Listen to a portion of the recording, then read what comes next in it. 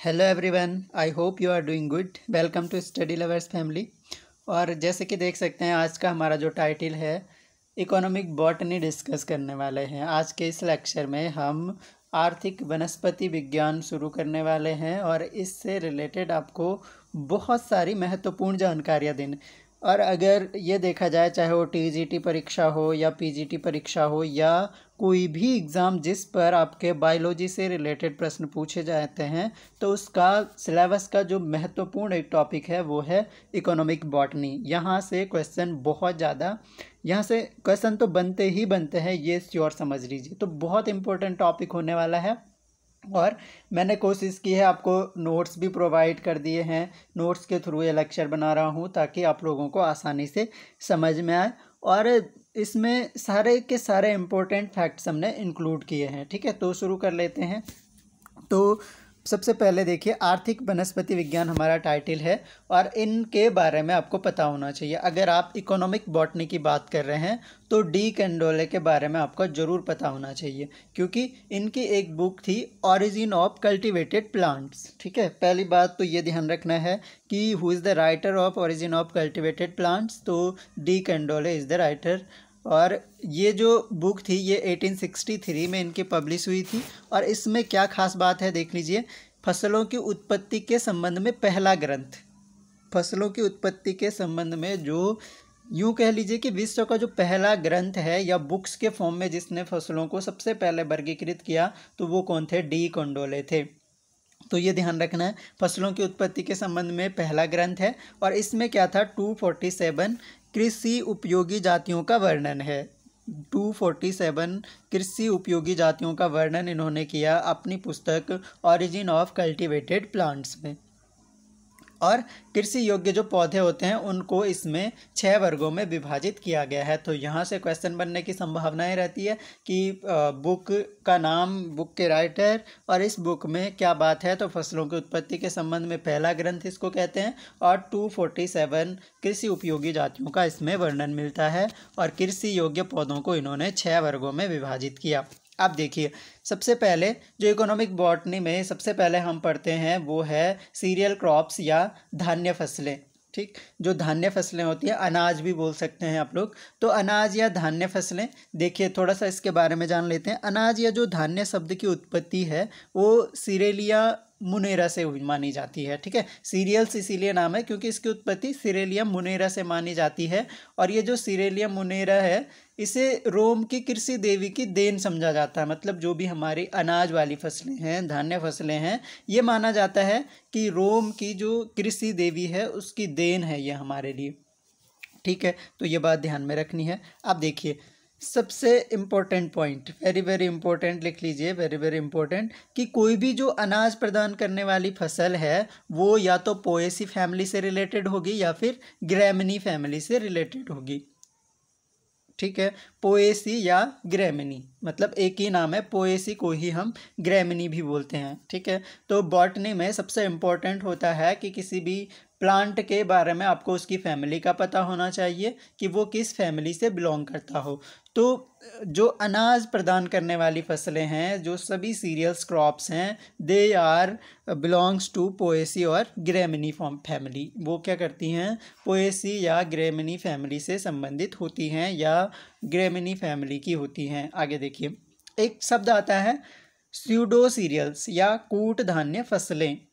मतलब कूट समझते हो, स्यूडो का मतलब झूठा एक तरह से। ठीक है, तो ऐसी फसलें जो वास्तविक धान्य फसलें नहीं है उनको हम क्या कहते हैं? स्यूडो सीरियल्स कहते हैं। देखिए, पोएसी और ग्रैमिनी के अतिरिक्त जिनका रासायनिक संगठन धान्य फसलों की तरह होता है तथा धान्य फसलों के स्थान पर प्रयोग की जाती हैं, वास्तविक रूप से ये धान्य फसलें नहीं हैं, लेकिन इन फैमिली के अतिरिक्त, मतलब ग्रैमिनी के अतिरिक्त किसी अन्य फैमिली का होगा, लेकिन उसका रासायनिक संगठन जो होगा वो के धान्य फसलों की ही तरह होता है और धान्य फसलों के स्थान पर ये प्रयोग की जाती हैं। तो ऐसी फसलों को हम स्यूडो सीरियल्स या कूट खाद्य फसलें, कूट धान्य फसलें कहते हैं। देखिए एग्जाम्पल देख लीजिए इसके, फैगोपायरम एस्कुलेंटम, इसको बकवीट भी हम कहते हैं। इसके अलावा चीनोपोडियम क्विनोवा और एमारेंथस स्पीसीज, एमारेंथस की जितनी भी स्पीसीज होती हैं वो भी किस में आती हैं? आपकी कूट धान्य फसलें बोल सकते हैं या स्यूडो सीरियल्स बोल सकते हैं। चलिए अब देखिए आगे। नेक्स्ट जो हमारा वेरी इंपॉर्टेंट पॉइंट है, अनाज कुल के सदस्यों का मुख्य फल क्या होता है? कैरियोप्सिस। अगर पूछा जाए कि फलों का प्रकार चावल हो या गेहूं हो तो उनमें फलों का जो प्रकार होगा वो क्या होता है? कैरियोप्सिस होता है। This is very important. इसमें क्या होता है? फल भित्ति बीज आवरण से पूर्णतया संयुक्त रहती है। मतलब कैरियोप्सिस में जो कैरियोप्सिस का संगठन होता है उसमें जो फल भित्ति होती है, फ्रूट वॉल जो होती है, वो बीजावरण से पूर्णतया संयुक्त रहती है। अब देखिए आगे।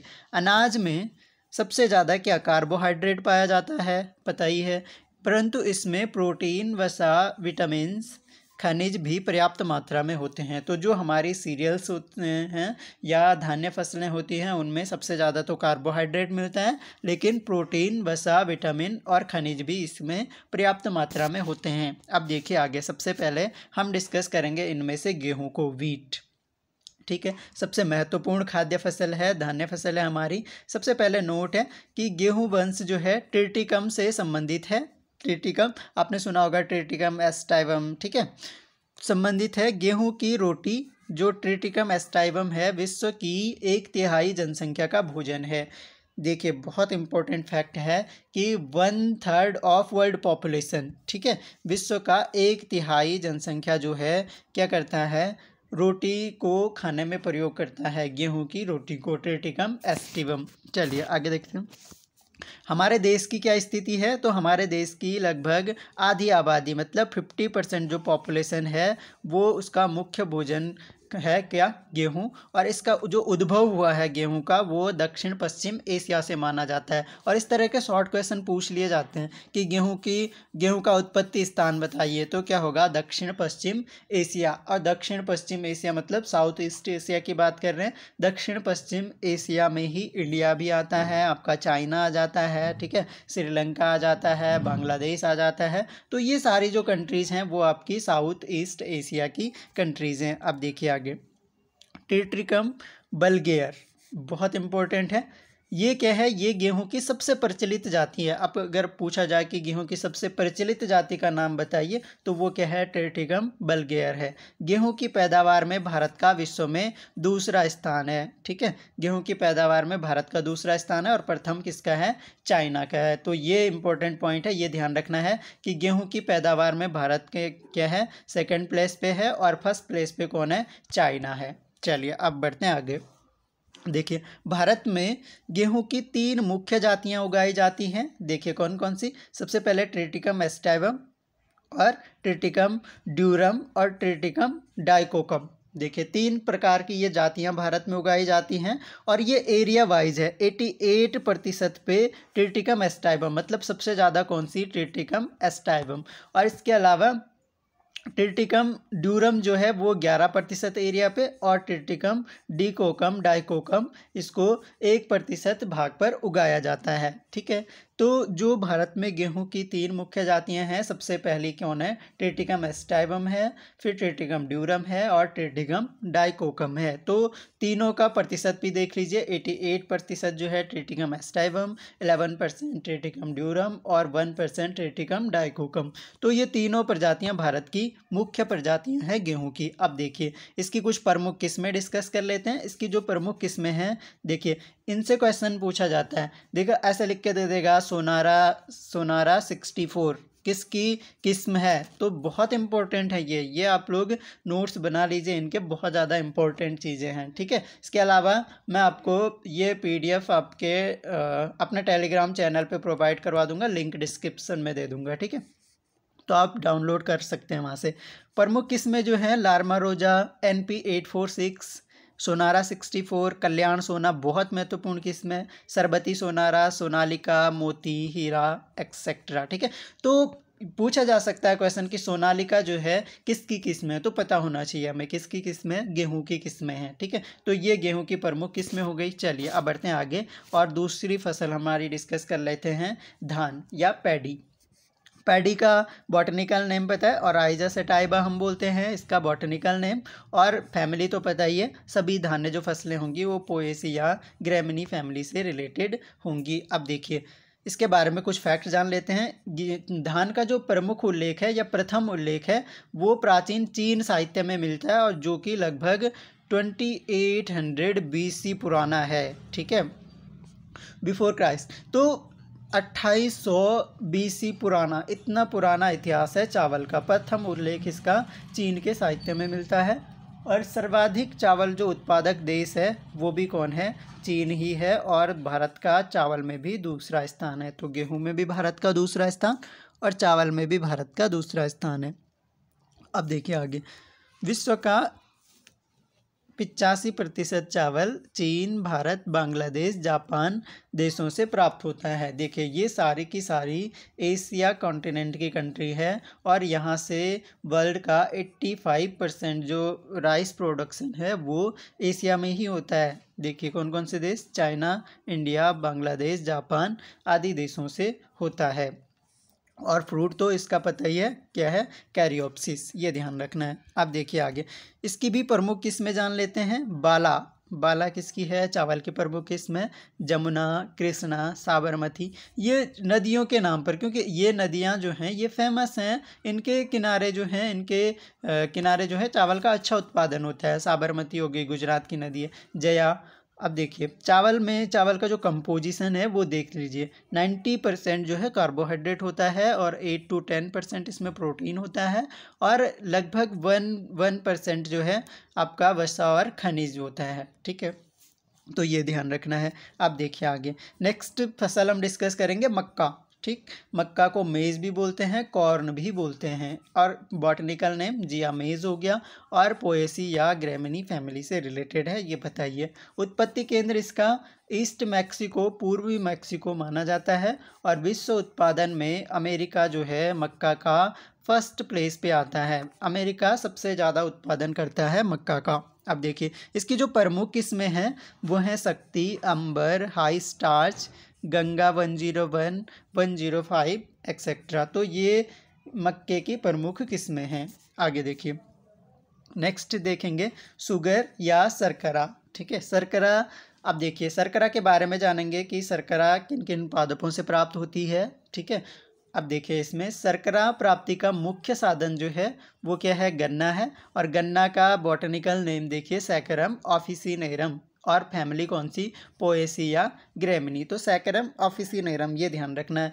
लेकिन कुछ मात्रा में गन्ना जो है, शुगर जो है, शर्करा जो है वो आपका चुकंदर से भी प्राप्त होती है। चुकंदर का बॉटनिकल नेम आपका बीटा बल्गेरिस हो गया और ये फैमिली से बिलोंग करता है चिनोपोडिएसी, ठीक। तो दो प्लांट्स हमें ध्यान रखने हैं। एक तो गन्ना है, गन्ना सबसे फेमस ही है चीनी उत्पादन में। और इसके अलावा चुकंदर, ठीक। चुकंदर का बॉटनिकल नाम पूछ ले तो बीटा बल्गेरिस, गन्ना का पूछ ले तो सैकरम ऑफिसिनेरम।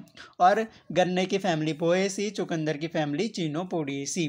तो ये ध्यान रखना है। अब देखिए आगे, शर्करा उत्पादक जो पौधे होते हैं वाणिज्यिक रूप से, मतलब खासकर जो व्यापारिक रूप से हैं, वो आपके चुकंदर और गन्ना मेन है, ठीक है। बाकी इनके नाम तो पता ही हैं, बीटा बल्गेरिस और सैकरम ऑफिसिनेरम। पोएसी फैमिली, ये पोएसी फैमिली और ये चिनोपोडिएसी फैमिली। इसके अतिरिक्त देखिए ये कुछ पादप हैं जो गन्ना उत्पादन में महत्वपूर्ण, गन्ना नहीं, शुगर उत्पादन में भूमिका निभाते हैं, ठीक है। मैपल एक प्लांट होता है, एसर सैकरम इसका बॉटनिकल नेम है। शर्करा ताड़, ठीक है, शर्करा ताड़, इसको एरेंजा पाइनेटा बोलते हैं। इसके अलावा ताड़ी वृक्ष कैरियोटा यूरेनस इसका बॉटनिकल नाम है। खजूर का तो बताइए फोनिक्स सिल्वेंट्रिस, ठीक है। तो ये सिल्वेस्ट्रिस इसको बोलते हैं। तो ये ध्यान रखना है, ये मतलब जो शर्करा है वो चुकंदर और गन्ना के अतिरिक्त इन पादपों से भी प्राप्त होती है, लेकिन जो वाणिज्यिक रूप से मुख्य है वो केवल चुकंदर और गन्ना से प्राप्त होती है। इनसे कुछ मात्रा में तो मैपल हो गया, शर्करा ताड़ हो गया, ताड़ी वृक्ष हो गया, खजूर हो गया, ये इनके बॉटनिकल नेम है। Acer saccharum, Arenga pinnata, Caryota urens, Phoenix sylvestris. तो ये ध्यान रखने हैं। चलिए अब बढ़ते हैं आगे, नेक्स्ट देख लेते हैं। नेक्स्ट हमारे पास है गन्ने की। देखिए गन्ने की लगभग 90% किस्में जो है कोयम्बटूर स्थित केंद्रीय गन्ना अनुसंधान संस्थान द्वारा विकसित की गई हैं। देखिए सबसे पहले यहाँ से क्वेश्चन बनता है कि हमारा जो केंद्रीय गन्ना अनुसंधान संस्थान है वो कहाँ स्थित है, तो वो आपका कोयम्बटूर में स्थित है। कोयम्बटूर कहाँ पड़ता है, साउथ इंडिया में पड़ता है, ठीक है, और कर्नाटका में पड़ता है कोयम्बटूर, तो ये ध्यान रखना है। इसके अलावा जिनमें ये प्रमुख किस्में हैं और किसने विकसित की हैं, केंद्रीय गन्ना संस्थान ने विकसित की हैं। कोयम्बटूर से CO419, CO622, 712, HM320 ये इसकी प्रमुख किस्में हैं, ठीक है। अब देखिए चुकंदर जो है, शुगर बीट भी हम बोलते हैं, बीटा बल्गेरिस हम पढ़ चुके हैं, चिनोपोडियेसी फैमिली इसकी है।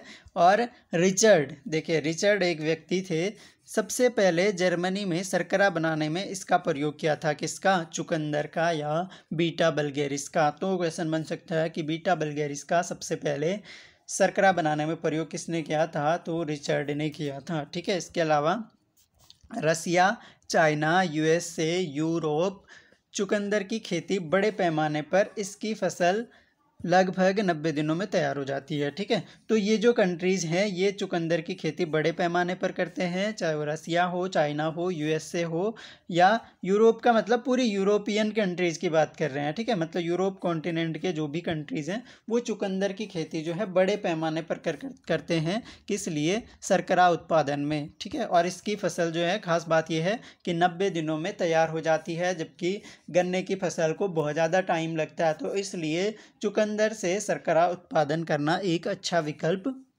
होता है, तो कम समय में तैयार हो जाती है, ठीक है।